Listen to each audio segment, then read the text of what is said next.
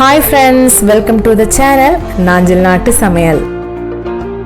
இன்னைக்கு நம்ம சேனல்ல சாம்பார் எப்படி செய்யறதுன்னு வாங்க பார்க்கலாம். ஃபர்ஸ்ட் நம்ம சாம்பார் பொடி பண்ணிரலாம். ஒரு பேனை சூடு பண்ணி எண்ணெய் எதுவும் சேர்க்காம 12 வரமிளகாவை இந்த மாதிரி 1 நிமிஷத்துக்கு வறுத்து எடுத்துக்கோங்க. அதே கடாயில 5 டேபிள் ஸ்பூன் கொத்தமல்லி ஆட் பண்ணி 1 நிமிஷத்துக்கு வறுத்து எடுத்துக்கோங்க.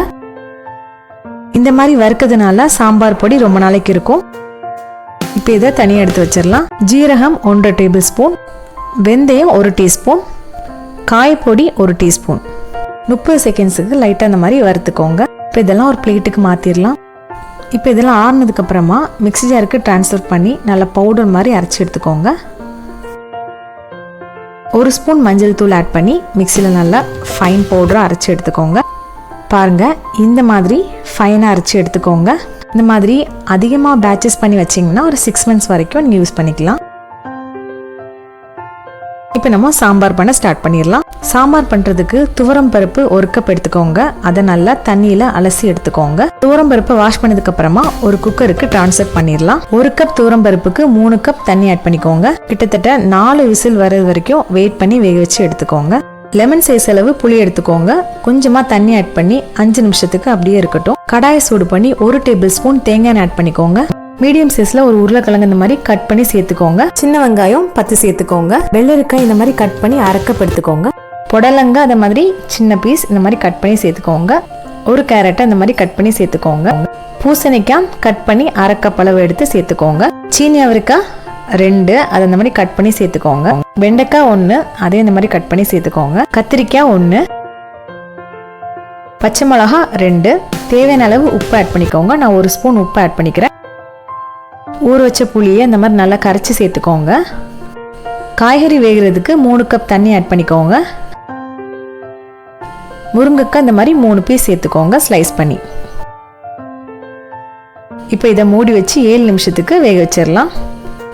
குக்கரில் 4 விசில் வந்துருச்சு. இப்போ நம்ம ப்ரெஷர்லாம் ரிலீஸ் ஆனதுக்கு அப்புறமா குக்கரை ஓப்பன் பண்ணி பார்த்துடலாம்.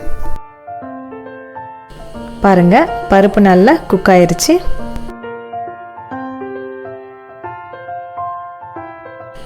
ஏழு நிமிஷத்துக்கு அப்புறமா காய்கறி நல்லா வெந்துருச்சு. இப்போ நம்ம ஃப்ரெஷ்ஷாக பண்ண சாம்பார் பொடியை அதில் ஆட் பண்ணிடலாம். 3 டேபிள் ஸ்பூன் அதில் ஆட் பண்ணிக்கிறேன். சாம்பார் கிட்டத்தட்ட 8 பேத்துக்கு கரெக்டாக இருக்கும். சாம்பார் பொடி ஆட் பண்ணதும் நல்லா மிக்ஸ் பண்ணிடுங்க. இப்போ வேக வச்ச பருப்பை இதில் சேர்த்து நல்லா மிக்ஸ் பண்ணி விடுங்க. 2 கப் தண்ணி சேர்த்துக்கிட்டா போதும். உப்பு தேவையான அளவு ஆட் பண்ணிக்கோங்க. சாம்பார் இந்த மாதிரி ஒரு கொதி வந்ததும் ஸ்டவ் ஆஃப் பண்ணிடலாம்.